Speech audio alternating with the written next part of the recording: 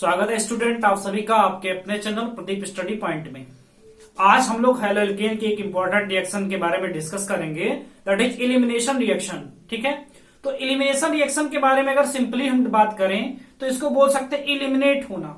Eliminate होने का मतलब क्या हुआ कि अगर मान लो आपके पास कोई चीज है, कोई सामान आपके पास है, ठीक है, तो वो सामान क्या हो आपके पास से होकर चली जाए, ठीक है, कुछ और लेके आपका चला जाए। जैसे आपके मान लो आपने अपनी शादी की, शादी करने के बाद मान लो आपकी वाइफ आपके घर का भी जेवर लेके भाग गई, ठीक है, दैट इज एलिमिनेशन रिएक्शन। ठीक है, तो वही एलिमिनेट मतलब वो आपकी चीजें लेकर भी क्या करे, निकल जाए। तो वही चीज है, अगर हैलो एल्केन की बात करें तो अगर जो हमारा हैलोजन एटम है वो एक हाइड्रोजन के साथ निकल रहा है, this is called elimination reaction. ये क्या होता है, एलिमिनेशन रिएक्शन होता है। तो सिंपली अगर हम एलिमिनेशन रिएक्शन की बात करें तो देखो इसमें haloalkanes having beta hydrogen, इसके लिए एक नेसेसरी कंडीशन है, having beta hydrogen is heated with alcoholic solution of KOH, the elimination of beta hydrogen and halogen takes place called beta elimination because beta hydrogen are involved। इसको beta elimination क्यों बोलते हैं elimination को, क्योंकि इसमें beta hydrogen जो होता है वो रिमूव होता है हाइड्रोजन के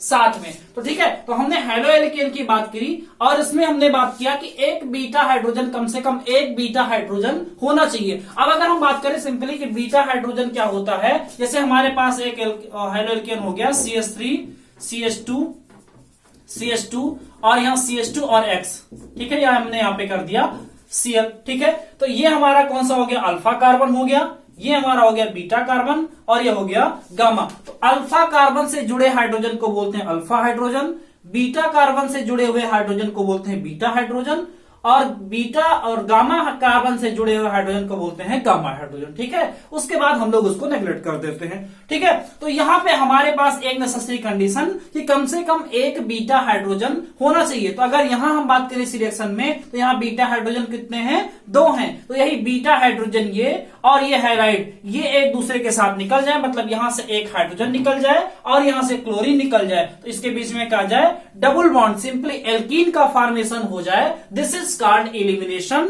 reaction or this is also called beta elimination because beta hydrogen are also involved in this reaction, therefore it is also called beta elimination reaction। इसलिए इसको beta elimination reaction भी बोलते हैं। ठीक है, तो इसमें क्या है, एक चीज हमको मेंशन करना है कि जो है एल्कोहलिक सोल्यूशन ऑफ KOH, जैसे हमने SN1 और SN2 में बताया था कि वहां पे एक्वस सोल्यूशन हुआ करता था। तो एक्वस सोल्यूशन है तो क्या होता था, सब्स्टिट्यूशन होता था। अगर एक्वस सोल्यूशन है, ठीक है, एक्वस सोल्यूशन है तो वहां पे हो जाएगा तुम्हारा सब्स्टिट्यूशन रिएक्शन। अब वो SN1 होगा SN2 होगा, वो डिपेंड करता है कि कौन सा एल्केल हाइलाइट आपने लिया है। लेकिन अगर हमने एल्कोहलिक सोल्यूशन ऑफ KOH ले लिया, अगर इसी को एक्वस के बजाय हमने एल्कोहलिक कह दिया, ठीक है, तो यहां पे क्या होने वाला है, एलिमिनेशन रिएक्शन होने वाली है।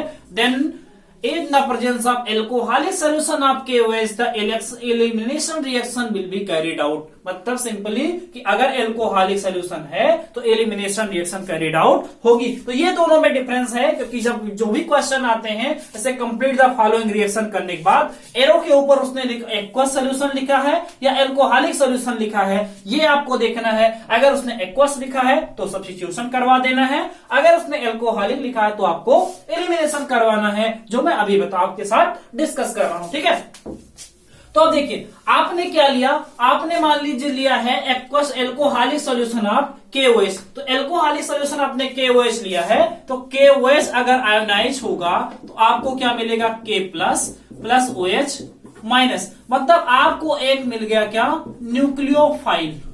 ठीक है, आपको OH माइनस मिल गया एक न्यूक्लियोफाइल। तो अगर हम बात करें, जैसे हमारे पास क्या हो गया CH3 CH2X यानी एथिल क्लोराइड, मान लो हमने यहां पे कर दिया एथिल क्लोराइड। ठीक है, अब एथिल क्लोराइड क्या करेगा, यहां पे हमारे पास क्या है, बेस के रूप में हमारे पास यानी बेस के फॉर्म में प्रेजेंट है OH माइनस, जो कि एक न्यूक्लियोफाइल है। ये क्या करेगा, सिंपली बीटा हाइड्रोजन पे अटैक करेगा और बीटा हाइड्रोजन को निकाल लेगा। तो बीटा हाइड्रोजन H प्लस के फॉर्म में निकलेगा और यहाँ OH माइनस और H2O के फॉर्म में निकलेगा। तो ये क्या करेगा, ये अगर यहाँ अटैक करेगा तो ये बॉन्ड क्या करेगा, इधर मूव करेगा। ये बॉन्ड अगर यहां मूव करेगा तो क्या होगा, यहां बैलेंस इस कार्बन की 5 होने लगेगी, तो यहां से Cl क्या हो जाएगा, निकल जाएगा। ठीक है, तो यहां देखिए इन दोनों कार्बन के बीच में डबल बॉन्ड आ जाएगा, तो इसको हम लोग लिख देंगे CH2 डबल बॉन्ड, और यहां से Cl निकल गया, इसके साथ 2 हाइड्रोजन है तो CH2 डबल बॉन्ड CH2, और ये बन गया एथीन। ठीक है, यानी एक एल्कीन बन गया, और इसके साथ H और OH मिलकर के निकल गए हमारे H2O, और प्लस में हमारा एक दूसरा न्यूक्लियोफाइल दैट इज जो क्लोराइड है, ये क्लोराइड के फॉर्म में, क्लोराइड जो क्लोरीन है वो क्लोराइड के फॉर्म में निकल जाती है। तो सिंपली हम क्या देखते हैं कि in the elimination reaction the final product is an alkene. तो एल्कीन का फॉर्मेशन यहां पे होता है। ठीक है, तो सिंपली अगर बीटा हाइड्रोजन है और अगर हम एल्कोहलिक KOH ले रहे हैं या NaOH ही ले रहे हैं, ठीक है, तो अगर हमारे पास एल्कोहलिक सॉल्यूशन है तो क्या करेगा, एलिमिनेशन रिएक्शन कैरीड आउट होगी और वहां पे क्या होगा, एक एल्कीन का फॉर्मेशन हमको देखने को मिलेगा। ठीक है, ये तो हमारी हो गई पहली कंडीशन।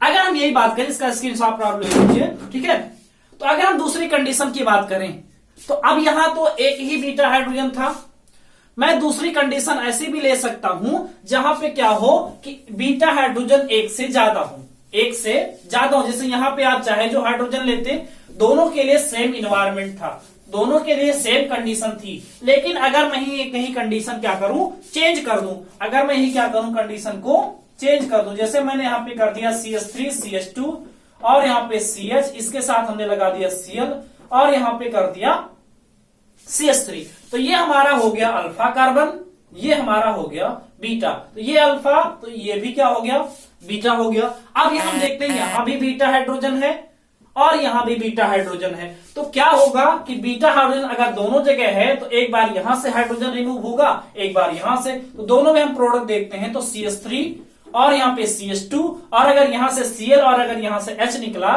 तो इसके बीच में क्या आ जाएगा, डबल बॉन्ड हो जाएगा, यानी CH डबल बॉन्ड CH2। दूसरी कंडीशन में बात करूं, अगर यहां से हाइड्रोजन निकलने के बजाय यहां पोजीशन, इस पोजीशन से निकलता है तो इस पोजीशन से निकलेगा तो हो जाएगा CH3, उसके बाद CH, तो इसके बीच में आ जाएगा डबल बॉन्ड, तो ये हो जाएगा डबल बॉन्ड और यहां पे CH और CH3।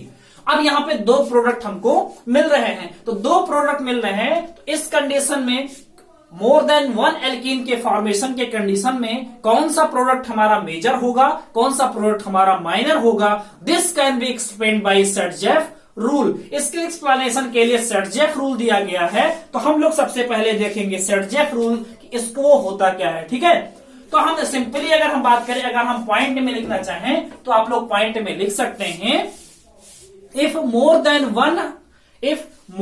One beta hydrogen is present then there is probability to form more than one alkene। ठीक है, if more than one beta hydrogen is present then there is probability to form more than one alkene। अगर एक से ज्यादा beta hydrogen present हैं तो एक से ज्यादा एल्कीन का फॉर्मेशन देखने को मिलेगा। अगर यहां भी H हटा दिया जाए, एक और लगा दिया जाए, यहां पे क्या CS, मतलब यहां CH3S जो भी लगा दिया जाए तो ये एक और एल्कीन बनेगा। ठीक है, तो अब हमको क्या करना है, अगर मोर देन वन एल्कीन का फॉर्मेशन हो रहा है, मतलब more than one beta hydrogen present है, तो मोर देन वन एल्कीन का फॉर्मेशन होगा, तो उसमें कैसे हम लोग मेजर प्रोडक्ट का डिटरमाइन करेंगे, कौन सा माइनर प्रोडक्ट होगा, this can be only explained by Saytzeff rule. और सेटजेफ के बारे में अगर हम बात करें, ठीक है, the determination of major product is explained by Saytzeff rule. The determination of major product is explained by Saytzeff rule.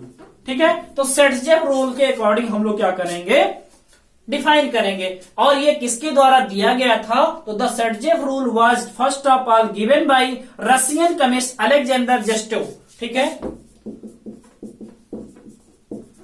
Alexander Zaitsev. ठीक है,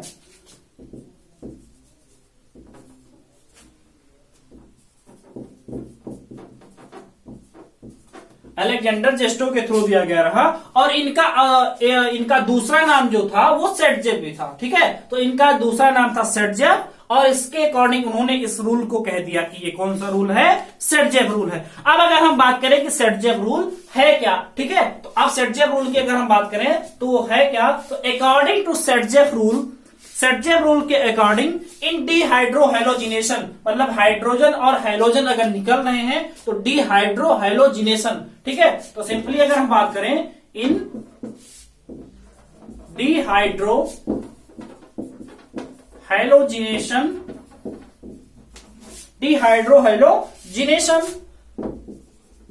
major product is that alkene, दोनों एल्कीन बनते हैं, major product is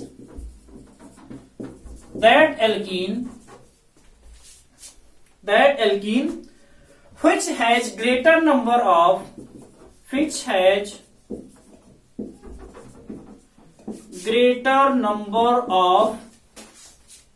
alkyl group attached to alkyl group, greater number of alkyl group attached to double bonded carbon atom, attached to double bonded carbon atom. देखो इस पूरे rule का निचोड़ क्या है, सारांश क्या हुआ, आप देखिए। In dehydrohalogenation major product is that alkene which has greater number of alkyl group attached to doubly bonded carbon atom या डबल बॉन्डेड कार्बन एटम। इसका मतलब अगर डबल बॉन्डेड कार्बन एटम की बात करें तो यहां डबल बॉन्डेड कार्बन एटम ये दोनों है, यहां डबल बॉन्डेड कार्बन एटम ये दोनों है, तो वो एल्कीन मेजर प्रोडक्ट होगा जिसमें डबल बॉन्डेड कार्बन के साथ ज्यादा एल्किल ग्रुप जुड़े हुए हैं। तो इस अगर हम बात करें तो इधर कोई नहीं जुड़ा हुआ है और इधर कितने हैं, केवल एक एल्किल ग्रुप यानी C2H5 जुड़ा हुआ है, तो एक एल्किल ग्रुप इसके साथ जुड़ा हुआ है।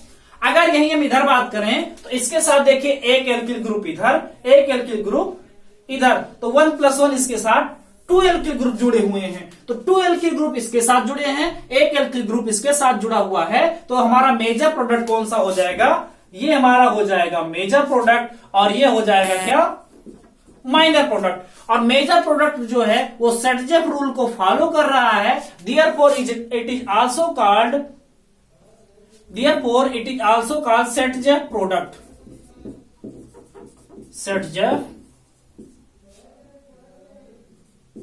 प्रोडक्ट, ठीक है।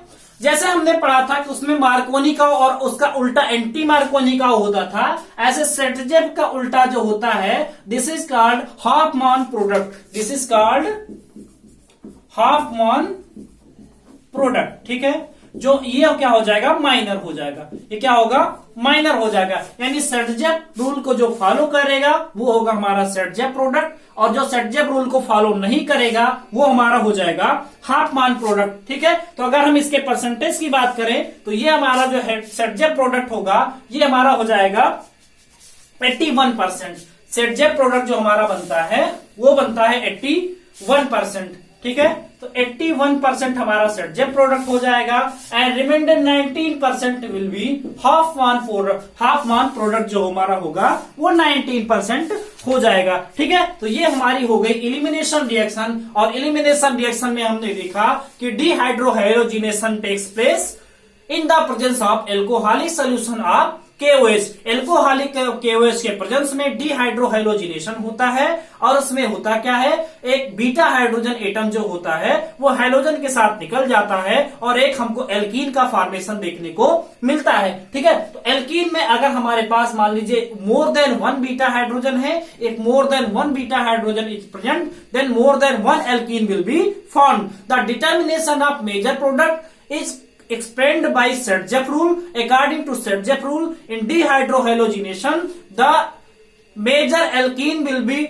that product, या major product will be that alkene which has greater number of alkyl group bonded to the double bonded carbon atom. double bonded से जो ज्यादा alkene जुड़ा होगा वही हमारा major product होगा, and that product will be Sergev product, and the minor product will be Hofmann product. जो हमारा माइनर प्रोडक्ट होगा वो हो जाएगा हॉफमैन प्रोडक्ट, ठीक है। तो हम लोग अब मिलते हैं नेक्स्ट वीडियो में, और अगर आपकी अगर कोई प्रॉब्लम हो तो मैं टेलीग्राम का लिंक जो है ग्रुप के डिस्क्रिप्शन बॉक्स में दे देता हूं, तो वहां से आप देख लें, ग्रुप को ज्वाइन कर लेंगे। व्हाट्सएप का भी ग्रुप आपको दे दिया जाएगा, जिसमें आपको सुविधा लगे आप वो ग्रुप ज्वाइन कर सकते हैं और आप वहां से भी आप जानकारी हमसे ले सकते हैं। ठीक है, तो ये हमारा हो गया आज का टॉपिक, यही हमारा खत्म होता है।